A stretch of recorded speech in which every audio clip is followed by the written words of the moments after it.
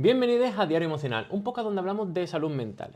Y hoy, en este mes tan importante para el autismo, hemos traído a una persona muy importante, no solo para este sector, sino para mi persona también. Hola, Fede. Hola, buena Adrián. Como justo me has dicho antes, 10 años ya que nos conocemos, poca broma. 10 años, parece, el tiempo pasa Digo, muy rápido. y ya que nos conocimos también en este ámbito, porque nos conocimos En un campamento. en un campamento con personas autistas. Sí, sí, sí. ¿Y qué es lo que te llevó a ti, como psicólogo especializado en TEA, a dar este paso al autismo? Pues fue realmente una... Creo que el destino me llevó aquí, porque mi destino me llevaba a un camino totalmente distinto. Yo estaba en Alemania haciendo el Erasmus, me iba a quedar allí haciendo las prácticas, pero al final, por una serie de circunstancias, no pude hacer allí las prácticas. Volví a España, hice las prácticas aquí en este campo, me encandiló, me enamoré de esto. Y en cuanto acabé mis prácticas, yo estaba en el último año de carrera y no tenía nada que hacer porque era solo las prácticas y ya estaba todo el año libre. Y descubrí la asociación Mírame, que fue donde nos conocimos, y entonces me apunté de voluntario y ahí fue ya, dije, pa'lante. este es mi campo. Y 10 años, Que se dice pronto. que se dice es que pronto, es- se madre dice mía. pronto. Parecemos, bueno, somos jóvenes, somos divas, Sí. pero cariño, Por supuesto. hace ya unos cuantos años. Sí. ¿Y cómo definiría, para personas que no están tan familiarizadas con el autismo, cómo lo definiría? A ver, el autismo, ante todo, las personas autistas son personas que tienen una forma distinta de procesar la realidad a lo que consideramos típico. Pero, ¿qué es típico? Eso es algo que luego hablaremos más adelante. Poca broma. Pero son personas que procesan las emociones, su socialización de una manera determinada para ellos especial. También dejar claro que no es ninguna enfermedad, no es simplemente una condición que ellos tienen de su forma de entender el mundo. Claro, al final es como cada persona tiene sus condiciones propias. Todo el mundo tenemos una forma distinta de entender el mundo, pero Pero- cuando se dan una serie de características comunes, Ay. digamos que se le pone la etiqueta autista. Hmm. Que eso también tiene, porque no etiquetar todas las personas autistas como iguales es también un error, porque no todas las Totalmente. personas autistas son iguales. Sí comparten una serie de características, pero no todas son iguales. Claro, esto nos lleva también a una pregunta que te quería hacer, que son los mitos o errores comunes que suele tener la gente a la hora de etiquetar a una persona como autista. Y es que, por ejemplo, hay muchas personas que piensan que a todas las personas autistas se las reconoce al momento. Claro, eso es como decir, anda, mira, esta es una persona morena, pues tú eres autista. Claro. Aquí vamos a hacer una comparación, por ejemplo, con otro aspecto de la realidad que tenemos, que por ejemplo puede ser síndrome de Down. Síndrome de Down, tú ves una persona, tiene unas características faciales determinadas, entonces sí se puede reconocer. Una persona autista, a nivel físico, no hay nada que se pueda reconocer. Claro, no hay nada visible, realmente es todo al final en el tema de cómo percibe la realidad y en el neurodesarrollo. Claro. Otro mito muy importante que se dice es las personas autistas no sienten emociones o no, Sí. no sienten cariño hacia las personas. Es decir, o los niños autistas no están en una esquina, no se juntan con nadie, se están dando, hablando mal, disculpe, pero es que es así. Me he encontrado muchos casos de alumnos que me dicen eso, en una esquina dándose golpes contra la pared. No es cierto, o sea, no hay un abrazo más sentido que a mí personalmente me ha dado niños autistas que niños que no tengan, por así decirlo, neurotípicos. Sí. Es decir, los niños autistas sienten emociones al igual que nosotros. Lo que es que su manera de procesar las emociones es distinta.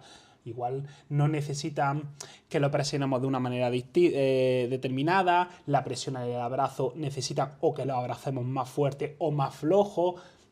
Es algo determinado. El olor a algunas personas, por ejemplo, si te echas colonia, les molesta más o le interfiere más, pero ellos sienten emociones y se relacionan igual que otras personas. Claro, totalmente. O sea, pues al final, igualmente hablando de personas neurotípicas, no todo el mundo expresa las emociones de la misma forma. Por supuesto. Claro, por ejemplo, a ti y a mí nos encanta darnos abrazos, pero hay otra persona que dice, Y por no Entonces, querer dar abrazos no significa que sea una persona autista. no, claro, que sea, Claro. por decirlo de alguna Sí, forma, sí, que sí. aunque suene feo, que sea más raro, que tenga ciertas cosas. No, significa que tú tienes tus características y ya está. Tu espacio vital, tu burbuja vital, Claro. y no quiero Claro. que invadan mi espacio. Claro, y entonces esto nos lleva también a la importancia que tiene hablar de neurodiversidad. Para que las personas también, lógicamente, si lo empiezas a conocer mejor, vas a tener pues menos mitos, menos pensamientos, digamos, que sean erróneos. ¿Por qué es importante hablar de la neurodiversidad, como dices? Porque vivimos una sociedad neurodiversa. En lo que estamos hablando en realidad, no hay dos personas iguales. Igual que tú y yo somos dos personas totalmente distintas. Decir, vale, ¿qué nos comparte? Que tenemos gafas, somos morenos y ya está. Pero es que somos personas distintas. Nuestra manera a lo mejor de relacionarnos con otras personas es distinta. Entonces, vivimos una sociedad neurodiversa. Entonces, tenemos que ir encaminados a una sociedad inclusiva hacia determinados colectivos que sean adaptados a determinadas necesidades. Y luego, sobre todo, educarnos. Para mí es muy importante la educación en este ámbito. Porque hay muchos bulos, muchas cosas por internet que hoy en día con internet es maravilloso, pero internet es muy peligroso al mismo tiempo. Totalmente. Porque se pueden decir, cualquiera puede hablar, aquí estamos hablando nosotros, pero no es cierto, pero cualquier persona puede coger una cámara y hablar y sin tener ningún tipo de formación directamente decir barbaridades. Una cosa que, unido a lo que estábamos hablando antes, pero está relacionado con esto, es decir que el autismo está causado por las vacunas, por ejemplo. Sí. Meternos a esto, decir, ¿esto qué causa? Padres primerizos, padres que, cuando eres un padre primerizo, que ves que tu hijo es diferente, que notas cambios, o tienes otro hijo y notas diferente, o vas al parque y dices, mi hijo se comporta diferente a los otros. Pues tú buscas hasta debajo de las piedras cualquier cosa. Y entonces te dicen, no le ponga una vacuna porque si no el primo de mi abuela ha hecho tal. Entonces hay que educar mucho a la sociedad en este tipo de aspectos. Sí, totalmente, porque al final, ahora mismo estamos hablando de autismo, pero en una sociedad neurodiversa implica también otras cosas, otro tipo de necesidades o de características, como puede ser el TDA, puede ser las altas capacidades, dislexia, discalculia, etcétera, etcétera, etcétera. Sí. Y si la sociedad al final va ya no solo conociendo un poco más o reconociendo distintas características, sino que si tú vas conociendo a este tipo de personas, cómo suelen, entre muchas comillas, experimentar el mundo, procesar el mundo que les rodea, vas a poder hacer que sea mucho mejor para ellas. Totalmente. El conocer las necesidades lo hace más inclusivo todo. Claro. O sea, y ya entrando ya un poco en materia de autismo, bueno, tú estás especializado sobre todo en infanto juvenil. Sí. ¿Y cómo suelen experimentar las emociones, o sea, expresarlas las emociones? Ya que antes has hablado un poquito de emociones. Pues mira, las emociones, por lo general, suelen ser muy expresivas, por así decirlo. Totalmente. Hay personas autistas que suelen presentar a lo mejor un aleteo cuando están muy contentas, otras personas aprietan los puños porque están como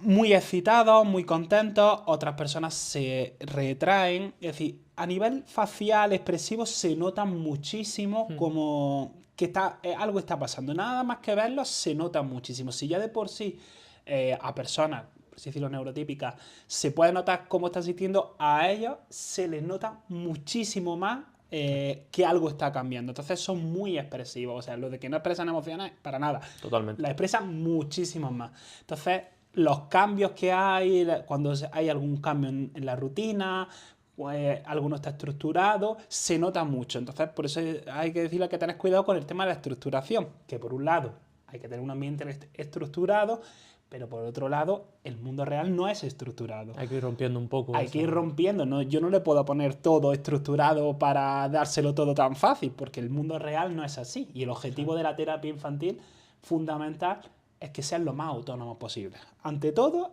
más allá de cualquier conocimiento, cualquier aprendizaje, es que sean lo más autónomos posible. Entonces, hay que romperle la estructuración. Entonces, Ahí lo vas notando y ves como están inquietos, se están moviendo en la silla, aprietan, miran para un lado, para otro. Entonces ahí es de dices, aquí está pasando. Y sobre ese momento se trabaja. Es que es eso, o sea, tú mismo lo has dicho.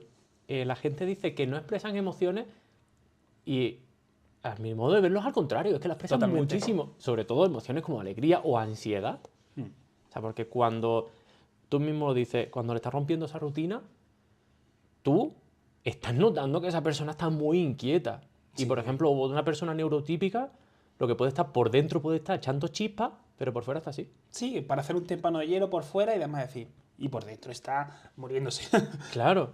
Y esto con ya llevándolo a la familia, los desafíos que tú has visto más impactantes o más comunes a las que se enfrentan las familias cuando se diagnostica a un hijo, hija o hije con autismo. Yo creo que el principal es aceptar el diagnóstico. Aceptar el diagnóstico para las familias precisamente por la conversación que estamos teniendo, por todos los mitos, por todo. No estoy diciendo que te digan, tu hijo es autista, maravilloso, fiesta. No, entiendo que es un golpe para la familia, puesto que tu realidad va a cambiar. Es decir, tienes que pensar, vale, qué terapia, qué colegio tengo que llevar a mi hijo, qué tengo que hacer. Cosas que si tienes un hijo neurotípico, a lo mejor no te planteas. Que a lo mejor te deberías plantear porque pensamos directamente el colegio de tal colegio y no nos planteamos qué tipo de educación le queremos dar al hijo, a qué tipo de actividades, porque decimos, esto va rodado. Sí, que va solo. Pero cuando tenemos un hijo con algún tipo de necesidad educativa, sí tenemos que planteárnoslo. Entonces, lógicamente, nuestra vida va a cambiar. Entonces, los retos mayores para mí es aceptar la realidad, por así decirlo, y una vez que la aceptamos es cambiar nuestra dinámica, porque tenemos que cambiar nuestro día a día. Tenemos que decir, vale, pues ahora en vez de salir a la calle directamente, pues tenemos que hacer una estructuración, decir, oye, vamos a ir primero a esto, luego a esto, luego a esto. Tenemos que hacer un cambio en nuestra rutina que no nos plantearíamos de otra forma. Claro, también es que las familias, al menos a mi modo de verlo, pueden o suelen pensar, no tampoco quiero generalizar, No. que inclusive hablamos ya de todo con personas neurotípicas y no neurotípicas, que tú coges, dejas a tu hija ahí en la escuela y te lo educan y ya está todo hecho. Totalmente. Ya está. Lo que realmente debería, menos, vuelvo a repetir, a mi forma de verlo, vale, vamos a tener un hijo, muy bien. Vamos a empezar a organizar un poco primero, cómo queremos educar a esta persona, si tiene necesidades, que nunca se sabe, porque a ver, necesidades va a tener, Sí, lógicamente. En mayor medida todos tenemos necesidades. Claro. O sea, y ya a raíz de ahí, a lo mejor, si, como bien decía Ken Robinson en el libro del Elemento, según lo que le vaya gustando a esta persona y por dónde se vaya moviendo, vamos a empezar a trabajar desde aquí, porque no es lo mismo a una persona que le gusta las bellas artes que a otra persona que le pueda gustar, yo qué sé, los números, las matemáticas, la informática. No vas a o sea, si estás trabajando lo mismo con estas dos personas, estás matando su creatividad, estás matando muchas comillas, su evolución. Totalmente. Lo mismo, lo que hacen al final las familias de personas autistas, un hijo o hija autista, es realmente ya hacer eso, el enfocarse en las necesidades de la persona. Precisamente eso, y me parece muy interesante lo que dices porque uno, aparte de, como digo, el objetivo fundamental es que sean autónomos, mi primer objetivo cuando yo tengo la entrevista inicial con la familia es ¿qué le gusta a tu hijo? Sí, ¿qué dibujos ve? ¿Con qué juega? Porque la terapia tiene que ir enfocado a eso, a sus intereses. Porque si están en el cole, pero ya como vuelvo a repetir, no solo con autistas, sino personas con TDA, dislexia, cualquier cosa, si están en el cole 8 horas escuchando lengua, matemáticas, cosas que a lo mejor o no le interesan o no se entera, luego llegar a terapia y que pongan la ficha o la actividad que a mí se me haya ocurrido, no tiene sentido. Entonces tiene que ser cosas que a ellos les interesen. Entonces trabajar en base a los intereses. Y muchas veces, y esto unido también un poquito con otro de los mitos de los niños autistas son súper listos, todos son súper listos. No, es que como se trabaja en base a sus intereses, están muy potenciados en su tema de interés porque a ellos ¿Le gusta la historia? Historia. Le compran Pa'lante. millones de libros de historia y entonces se leen 200 millones de historias. Y recuerdo siempre un caso de un niño que hemos tenido en la clínica que era fan del Titanic. Se sabía todo el Titanic, se sabía el número de ventanas que tenía el Titanic, el número de camarotes, todo. Y era flipante porque su fanatismo en ese momento era el Titanic. Claro. Entonces, la familia le compraba mogollón de libros del Titanic. Y entonces, ese niño era fanático de los barcos. Entonces, sabía un montón de ese tema. Es lógico. Ya para sacarlo un poco del neurodesarrollo, en mi caso personal, yo, por ejemplo, de pequeño siempre se me dio mal el inglés. Y porque la manera que tenían de explicármelo, quitando una profesora que me dio en tercero de la ESO, que es un amor, o sea, que esa mujer hizo que me empezara a gustar el inglés, pero mi manera de aprender inglés, todo lo que he aprendido, se llama Warcraft. Y World of Warcraft después, porque solo estaba en inglés en esa época. Porque ya aquí uno tiene una edad. Entonces, en esa época estaba en inglés. Somos jóvenes, no vamos a decir la edad, somos jóvenes. Entonces, es eso, o sea, gracias a ese juego, yo aprendí en su momento mira, pues esto significa esto. Venga. Claro, porque si no, no iba a jugar ni queriendo. Y ahí está el interés, el foco, que es lo que bien has dicho antes. Y ya con respecto a la familia, volviendo un poquito ya al tema, ¿cómo pueden ayudar emocionalmente, sobre todo, a este infante en todo el proceso de su desarrollo? Pues, primeramente, entendiéndolo. Y entendiéndonos nosotros mismos, entendiéndose a ellos mismos. Primeramente, formándose a ellos y luego ayudándole a ellos de una rabieta. O sea, una rabieta no es un berrinche porque se me ha caído y no quiero hacer algo. No. A lo mejor eso viene determinado por otra cosa, entonces hay que trabajar esa otra cosa. Es decir, ver que los berrinches no son como un berrinche, por así decirlo, de un niño neurotípico. Es decir, hay que ver por qué se ha producido ese berrinche y tener más paciencia con ellos, tener mucha paciencia. Pero muchísima paciencia, sobre todo. Y o sea, también es muy importante. darse a ellos mismos. Yo les digo a ellos, a toda la familia, que entiendo la situación, que muchas veces por trabajo y hoy en día peor todavía, pero se permitan al menos una hora a la semana para ellos mismos. Porque la carga del síndrome del cuidador, eso es algo que daría para otro podcast, para muchísimo. Carga mucho, es decir, esas familias están encargadas de sus hijos durante toda la vida y el nivel de ansiedad que tienen es enorme. Entonces, estar 24 horas pendientes, y ahora esto, y ahora esto. No, que se permitan también, a lo mejor una hora a la semana, apartarse y respirar, sobre todo. O sea, y sobre todo también estamos hablando, hombre, lógicamente, según el grado, digamos, que tenga. Claro, por supuesto que tendrá estamos poniendo una ahora característica u mismo otra. casos de más Sí, graves más de extremo. esto. Y hablamos ya de tu trabajito. Sí. Vamos a hablar de las cosas que tú haces. Sí. ¿Cómo funciona la terapia infantil? ¿O qué mejores metodologías son las que utilizas? Vale, nosotros en nuestra clínica, en Orión, somos distintos profesionales. Estamos de departamento de psicología, terapia ocupacional y logopedia. Estamos los 3 departamentos. Entonces, cuando entra el niño, hacemos una valoración y en base a las necesidades o entra un departamento u otro. Normalmente siempre se piensa que o terapia del lenguaje y psicología. No, por ejemplo, la terapia ocupacional es una gran olvidada que es muy importante para ellos, porque todo el procesamiento sensorial, lo que estábamos hablando de cómo ellos sienten los olores, las texturas, subirse a un columpio, subirse a una escalera, moverse, todo eso se trabaja desde la terapia ocupacional, que es algo muy importante de cómo trabajar con ellos. Entonces, nosotros trabajamos en un equipo multidisciplinar que van entrando los niños de un servicio a otro. ¿Que hay un problema de conducta fuerte?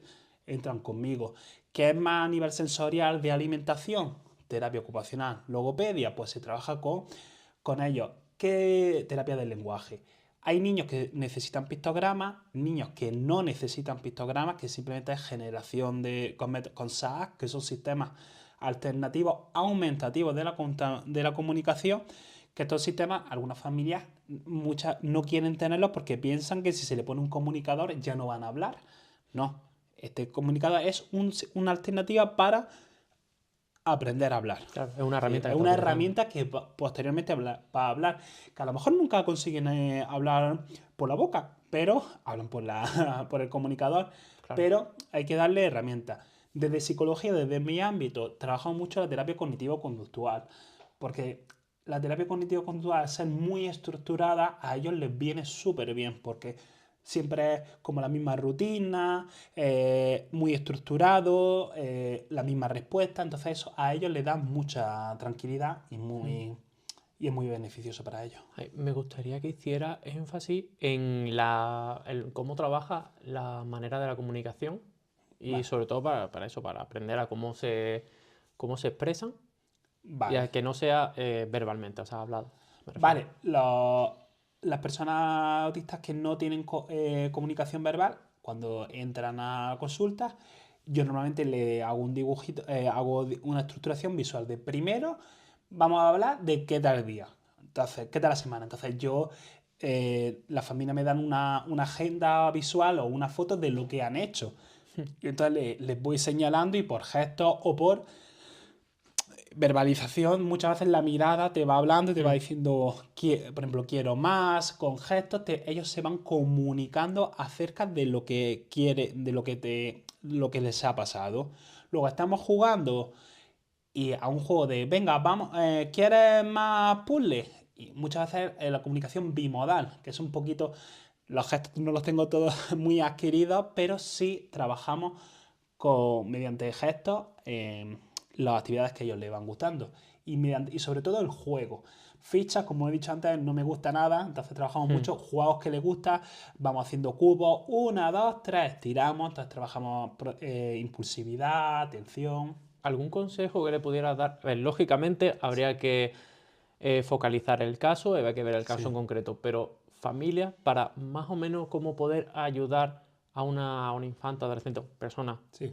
autista a sobrellevar una sobrecarga sensorial. Como digo, es complicado hacer una generalización Bastante. porque no todo el mundo le relaja lo mismo.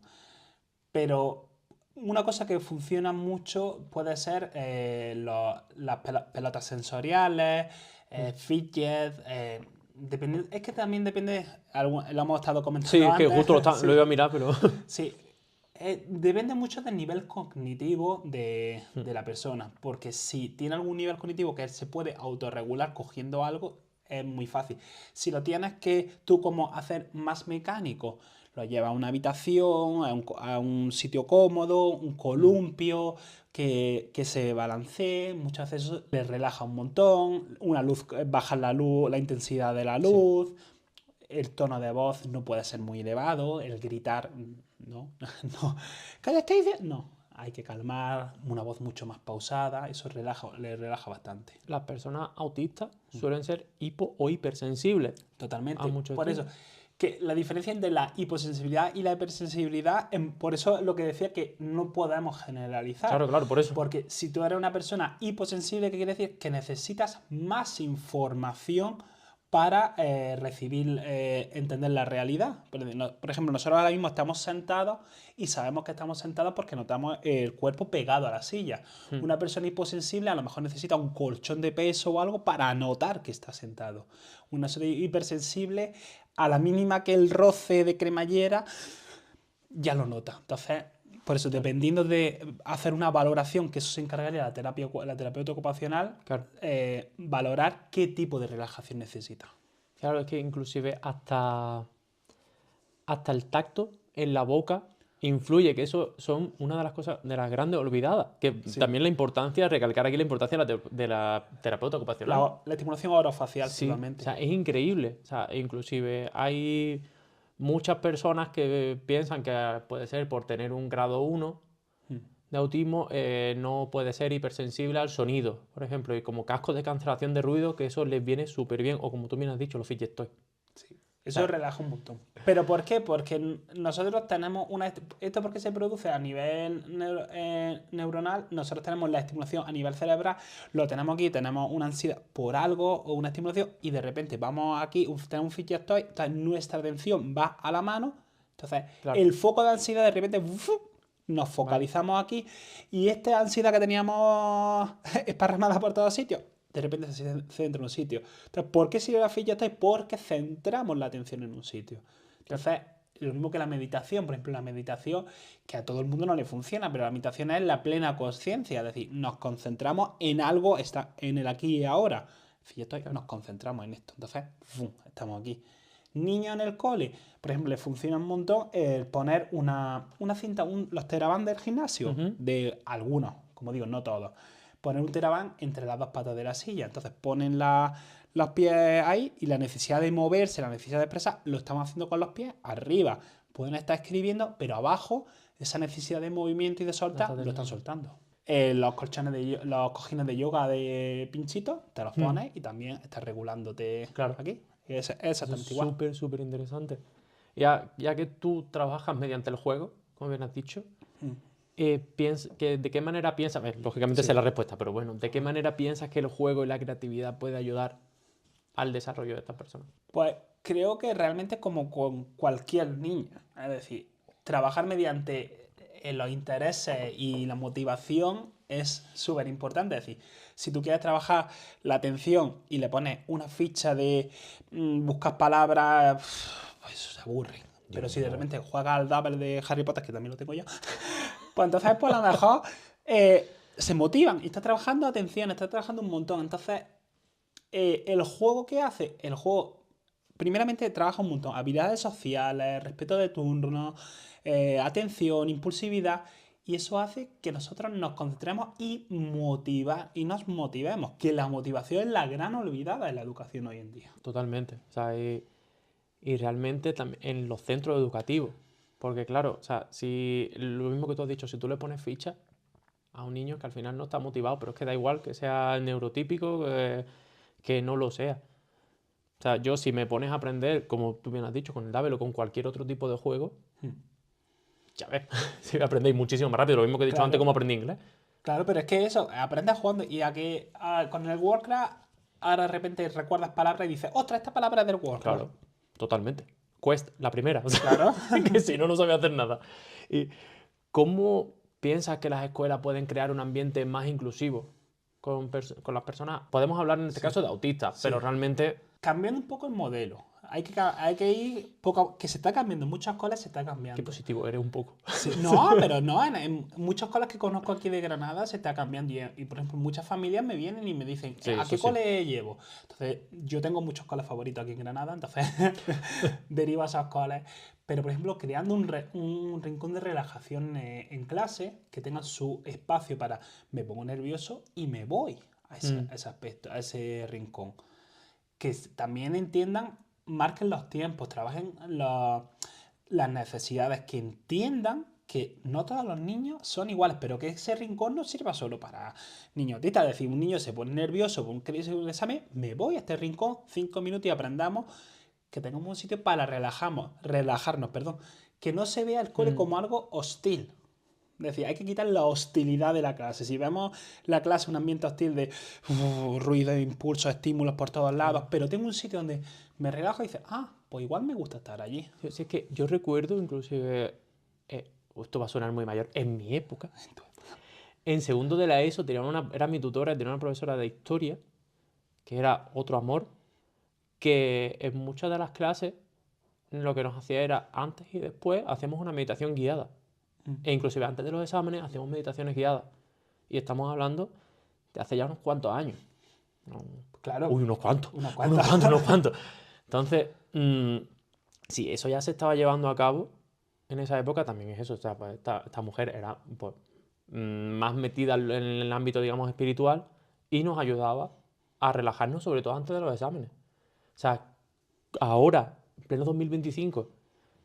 que no tengan un rincón, como tú bien has dicho, para relajarse, cualquier persona que lo necesite. El rincón de la calma, por ejemplo, es lo que estábamos hablando antes de consejos para los padres, porque tengan una caja de la calma, los fidgets, una habitación relajada. Es lo mismo en el cole, en todos los espacios, pero esto si lo extrapolamos un poquito ya más adultos en la oficina. ¿Cuántos momentos personas que trabajan en oficina que tengan su momento de estrés y demás, porque tengan un momento de relajación, de Ya me ves. voy 5 minutos y vuelvo. No significa de esto ya lo tengo de excusa, me voy y pierdo, porque se dice, pues van a estar ahí toda la mañana y van a perder. No, ¿qué es más productivo? Una persona que está tranquila y concentrada que una persona que está con la ansiedad por el tubo, Claro. por un tubo. Pues en el cole igual, es decir, tenemos un sitio donde nos podamos relajar y aprendamos a autorregularnos, porque hemos aprendido, tristemente, con esto no quiero demonizar la medicación, ¿vale? Porque yo creo que la medicación es muy necesaria en muchos casos. Sí, es un método al final. Es un método mal cabo, pero hemos aprendido a estamos nerviosos, nos tomamos una pastilla y tan guay. Es decir, no, la medicación es necesaria, pero complementaria a otros tipos de actividades.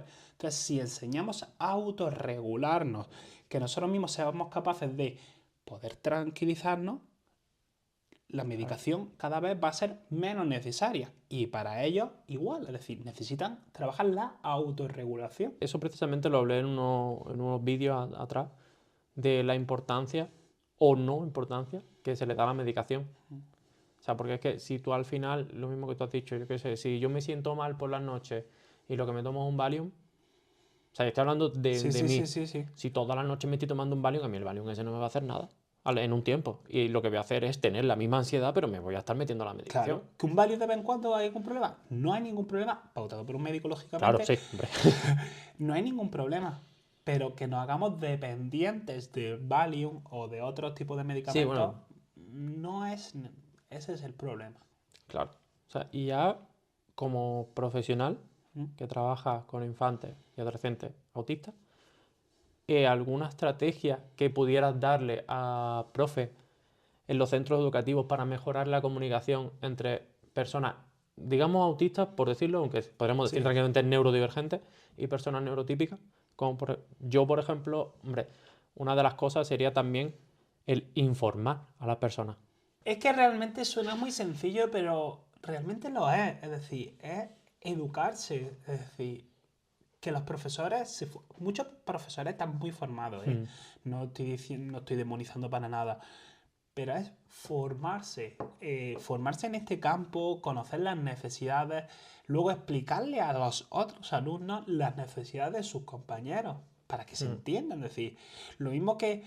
Voy a hacer una comparación un poco heavy, pero igual que se entiende que si hay un compañero que va en silla de ruedas, no va a poder subir una escalera, pues entonces. Es que es Y una los realidad. compañeros lo entienden, esa realidad. Es decir, claro, pues esta escalera no puede subir porque Juanito no puede subir la escalera. Pues entonces, otra actividad es decir, vale, pues esta actividad, ¿cómo la podemos adaptar para que Pepito la haga? Pues entonces, trabajar desde pequeños, desde que son pequeñitos, trabajar con todos los peques para que entiendan qué necesidades tienen sus compañeros. Y si desde pequeños comprenden, la sociedad será mucho más inclusiva y sobre todo eso, la inclusión, si se trabaja la inclusión, será todo mucho más fácil. Es perfectísimo eso que dice el introducir actividades sobre diversidad de todo. Porque claro, si estamos hablando, por ejemplo, ahora mismo de neurodivergencia, pues venga, vamos a ir hablando sobre los tipos de neurodivergencia. Otras necesidades que sean más, como bien has dicho tú, de Juanito más física. Otra diversidad de género. Otro tipo de Totalmente. cosas. Que- Empieza a hablar toda la... Sí, es que eso Sí, también hay dos no, podcasts ya hechos. no, por eso, de que es que son muchos, Son muchos es temas. que son muchos temas y muchas cosas que se dice. No, es que ahora parece que hay un montón. No, siempre ha existido. Lo que es Claro. que ahora se está dando la importancia que tiene. Entonces es formar, darle a educar de las distintas realidades que tenemos en la sociedad Sí, que sí, sí. tenemos y trabajar con ellos para que entiendan que vivimos en un mundo diverso y se conozca por las realidades que hay. Claro, y al final eso es también que aquí viene ya con la otra pregunta, el papel que juega la sociedad en la integración de las personas autistas o neurodivergentes es importantísimo. Por el tema de lo mismo, si vamos educando directamente desde que son peques en diversidades, ya después la sociedad es que va a cambiar muchísimo. Totalmente. Es que va a cambiar, pero muchísimo. Al final vamos a tener una sociedad que va a ser muchísimo más empática, que eso es algo que se ha criticado, porque ¿te acuerdas del COVID, lo empático que Sí, era toda la sociedad? vamos a salir mejores. Vamos a salir mejores. Si tú vas conociendo todas las diversidades que hay, al final lo que te da miedo es lo que no conoces. El desconocido.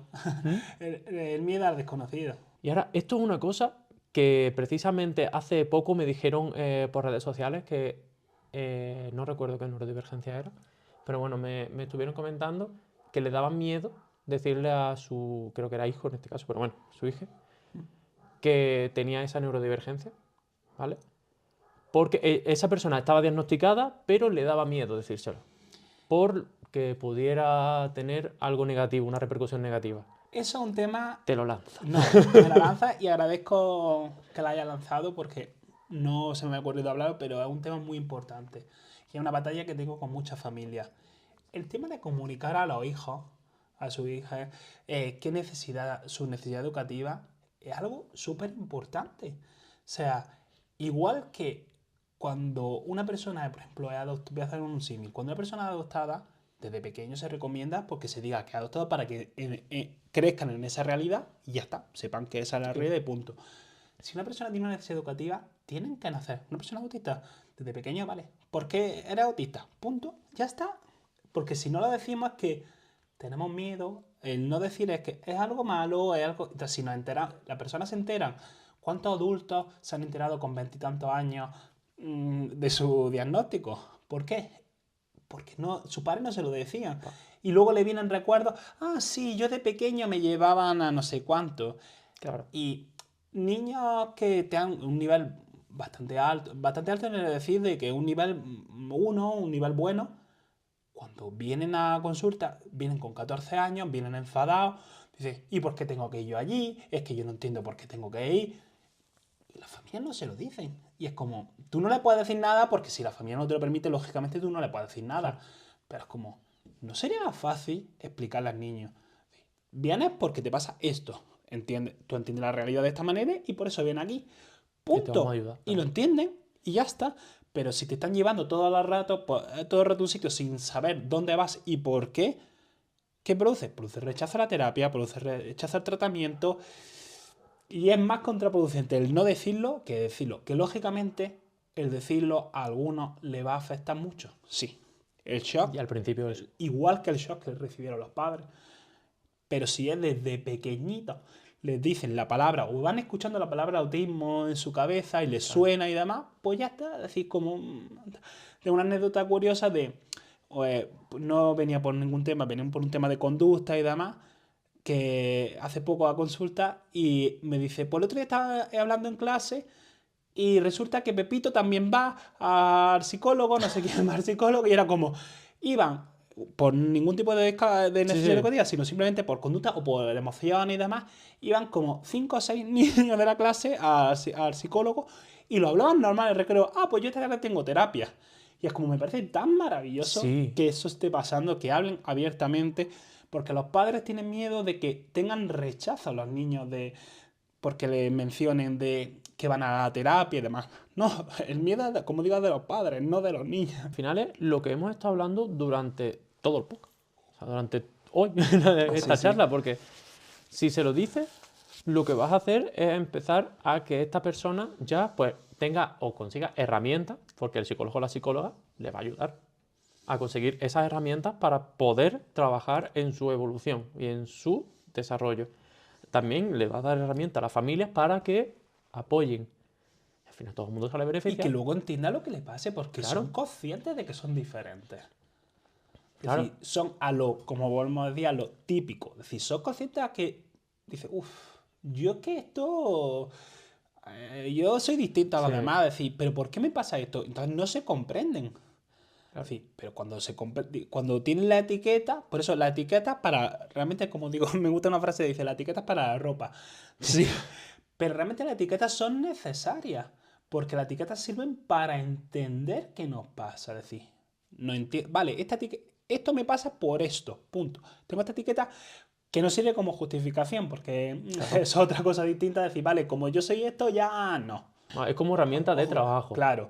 La etiqueta es una herramienta de trabajo para entender qué nos pasa y por qué nos pasa. De ahí vamos a trabajarlo. Pero es muy necesario entendernos. Una cosa que me llamó mucho la atención también hace poco, que una mujer me dijo que fue diagnosticada como autista a los 66 años. O sea, es que es muy bestia. A ver, eso es muy normal. Y sobre todo en caso de... No, pero en caso de mujer es muy normal. Pero a nivel social, cómo se ha determinado qué debe ser una mujer. Esto es por la sociedad machista que tenemos, porque que una mujer sea retraída, que una mujer no se relacione mucho, una mujer esté más en casa, que... estoy diciendo todos los topicazos, pero Sí, sí. todo esto era como algo pues normal, es decir, que una mujer no era extraño en una mujer, pero sin embargo, que un hombre no se relacione con otros, que esté en casa, que no quiera que nadie le toque, que no sé cuánto, eso era como, entonces por eso había más diagnósticos de hombres. Pero de las mujeres como no es tan normal como cualquier mujer. Entonces, por eso ahora que se conoce y hay más conocimiento, dices, claro, esto pasa por esto. Socialmente hablando, como bien has dicho, este tema no lo tenía pensado sacar, pero me encanta que haya Sí. salido. O sea, socialmente hablando, se le achaca más, o sea, o se le diagnostica más en trastornos, por ejemplo, trastornos de decir por lo que voy a decir ahora, ¿vale? Sí. Por ejemplo, como trastornos de la conducta alimentaria, con cosas que son más de su físico Ah, que chica, de otras cosas como Sí. pueden ser diversidades del neurodesarrollo. totalmente. O sea, es que lo estoy soltando ahora porque lo dije en el podcast en el que estuve hablando del TCA. Y es eso, o sea, cuando estamos hablando de ponle, autismo más, hay un libro que quiero leerme que habla de esto precisamente, ahora mismo no recuerdo cómo se llama, pero después hablamos de eso. Que pueden diagnosticar más a las mujeres como cosas como trastorno límite de la personalidad y muchísimas otras cosas antes que realmente lo que es. ¿Por qué? Porque le estás dando vueltas. Claro, no, trastorno límite de la personalidad. ¿Por qué? Porque estás loca. No. O sea, es una persona que tiene unas características que en este caso, por ejemplo, se pueden centrar en lo que es el autismo. Y lo que has hecho es por culpa de, como bien has dicho, una sociedad machista que la dejan a un lado y dicen, no, tú quítate, ponemos esta etiqueta mala Sí, para quitarnos mal dicho, para quitarnos el muerto y nosotros seguimos, porque tú tienes que estar callada ahí al lado. No pensamos eso. Vale.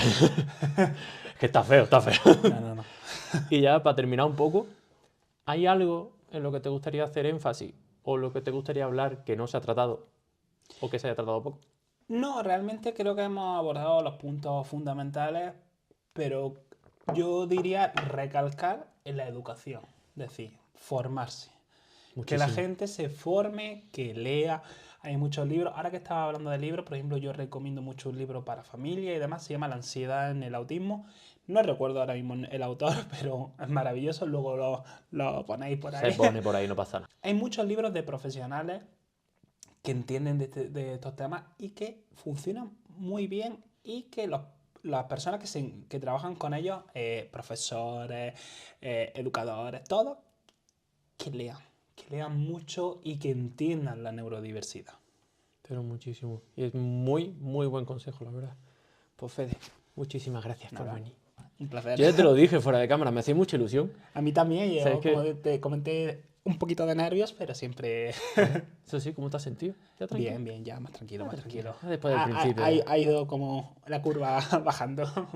Es normal que eso, que es que ya hace muchos años. O sea, es que para celebrar un 10º aniversario de conocernos, grabar un podcast, Claro. está bonito. 10º aniversario de conocernos y, por ejemplo, 10º año, porque lo estaba pensando, 10º año trabajando también en esto, porque yo llevo 10 años trabajando en este campo. Madre mía, ¿eh? Que se Es dice que son también mucho. pronto. Es que sí, se dice pronto.